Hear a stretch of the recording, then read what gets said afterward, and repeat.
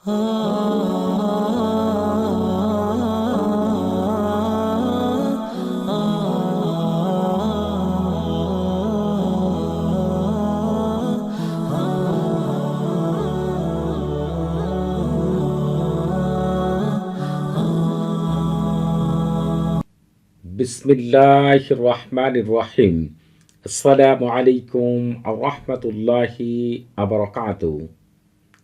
আজকে আমি আপনাদের মাঝে হাজির হয়েছি নিজের ঘরে প্রেমে পাগলপাড়া করে কাউকে উপস্থিত করার 100% পরীক্ষিত সেরা শক্তিশালী বিশেষ একটি আমল নিয়ে।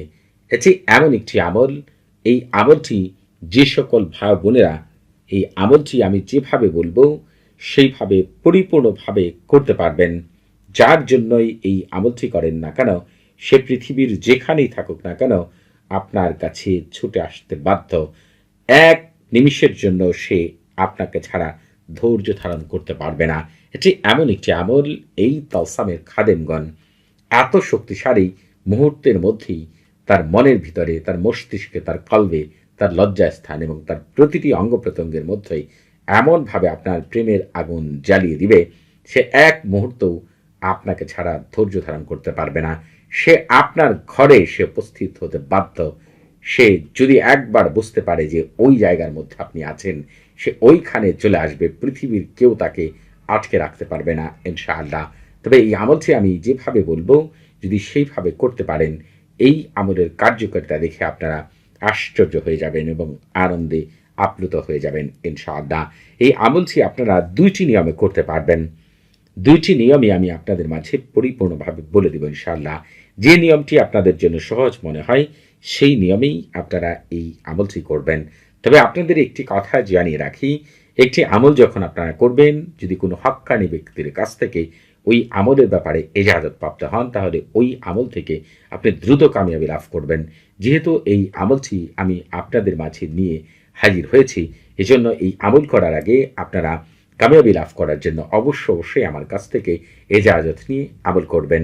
তবে আপনাদের বুঝতে কোনো প্রকার সমস্যা হলে, কোনো কিছু জানার থাকলে, কোনো কিছু বোঝার থাকলে প্রতি শুক্রবার এবং শনিবার সকাল 9টা থেকে রাত 11টা পর্যন্ত এই নাম্বারে কথা বলতে পারবেন। তবে নামাজের সময় নাম্বারটি বন্ধ থাকবে, সেদিকে খেয়াল রাখবেন। এখন আমি আপনাদের মাঝে বর্ণনা করব কিভাবে এই আমলটি করবেন। এই আমলটি করার জন্য দুইটি নিয়ম রয়েছে। একটি হচ্ছে সাদা কাগজের মধ্যে, 3 টুকরা সাদা কাগজের মধ্যে এই তালসাম লিখবেন, অথবা কোনো তামার পাত্রে খোদাই করে তালসাম লিখবেন। যেটি আপনার জন্য সহজ হয় আপনি সেই নিয়মেই আমলটি করবেন। এই তালসামটির ক্ষেত্রে প্রথমে যেটি লিখতে হবে, আহদারু ফি হাদাল মাকান, আহদারু ফি হাদাল মাকান, এতটুকু লেখার পরে যারা আরবিতে নাম লিখতে পারেন না তারা এই যে দেখতে পাচ্ছেন এখান থেকে এই জায়গার মধ্যে যার জন্য আমল করবেন তার নাম এবং তার মায়ের নাম লেখার চেষ্টা করবেন। যদি মায়ের নাম জানা না থাকে তাহলে তার বাবার নাম লিখবেন। মা বাবা কারো নাম জানা না থাকলে শুধু তার নাম এখানে লিখবেন। এরপরে বি মহাব্বাতিন লিখার পরে এই জায়গার মধ্যে আপনার নিজের নাম এবং আপনার মায়ের নাম লিখবেন। এখন যারা আরবি লিখতে পারেন তারা যদি কোনো ছেলে মানুষ অথবা স্বামীর জন্য আমল করেন, এখানে তার নাম লিখবেন। এরপরে ইবনে লিখবেন, তারপরে তার মায়ের নাম অথবা তার বাবার নাম। এরপরে হচ্ছে, আর যদি তার মা বাবা কারো নাম জানা না থাকে তাহলে হজরত আদম আলাইহিসসালাম অথবা হজরত হাওয়া আলাইহিসসালাম এখানে লিখবেন। এরপরে বি মহাব্বাতিনের পরে এখানে আপনার নিজের নাম। যেহেতু আপনি মেয়ে মানুষ, আপনার নামের পরে বিনতে লিখবেন, তারপরে আপনার মায়ের নাম লিখবেন। কিন্তু আপনারা যারা স্ত্রী অথবা পছন্দের মেয়ের জন্যই আমল করবেন তারা এখানে তার নাম লিখবেন, তারপরে বিনতে লিখবেন, তারপরে তার মায়ের নাম লেখার চেষ্টা করবেন। যদি মায়ের নাম জানা না থাকে তাহলে বাবার নাম লিখবেন। মা বাবা কারো নাম জানা না থাকলে হজরত আদম আলাইহিসসালাম অথবা হজরত হাওয়া আলাইহিসসালাম এখানে লিখবেন। এরপরে বি মহাব্বাতিন লিখার পরে এই জায়গায় আপনার নিজের নাম, তারপরে ইবনে, তারপরে আপনার মায়ের নাম। তারপরে হচ্ছে এই যে এখান থেকে শুরু করে এই পর্যন্ত তালসামটি আপনাদের আমি যেভাবে লিখেছি হুবহুব লিখতে হবে। তবে আপনাদেরকে একটি বিষয় বলে রাখি, এই আমলটি করার জন্য কোন সময়টি উত্তম হবে এবং কোন নিয়মগুলো মেনে আমল করলে অতি দ্রুত উত্তম ফলাফল পাওয়া যাবে, এই বিষয়টি জানার জন্য এই ভিডিও ডেসক্রিপশন বক্সে একটি ভিডিওর লিঙ্ক দেওয়া আছে। সেই ভিডিওটি শুরু থেকে শেষ পর্যন্ত দেখবেন এবং প্রতিটি লেখাকে মনোযোগ সহকারে পড়বেন।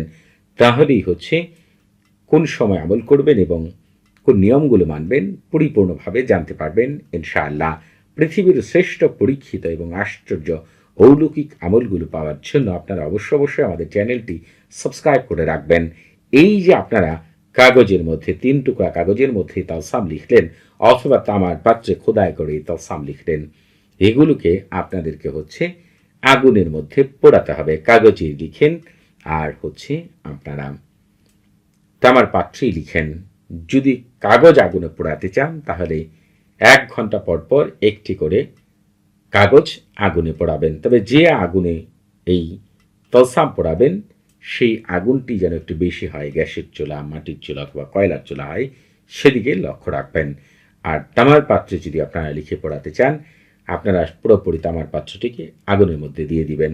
সে পৃথিবীর যেখানেই থাকুক, যেভাবেই থাকুক, আমি গ্যারান্টি দিয়ে আপনাদের বলে দিলাম যে ওই ব্যক্তি আপনার ঘরে এসে উপস্থিত হতে বাধ্য হবে। পৃথিবীর কারো শক্তি নেই তাকে আপনার কাছে আসতে বাধা সৃষ্টি করতে পারে।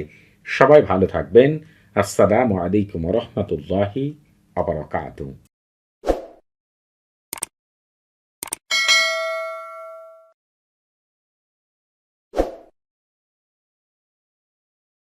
ah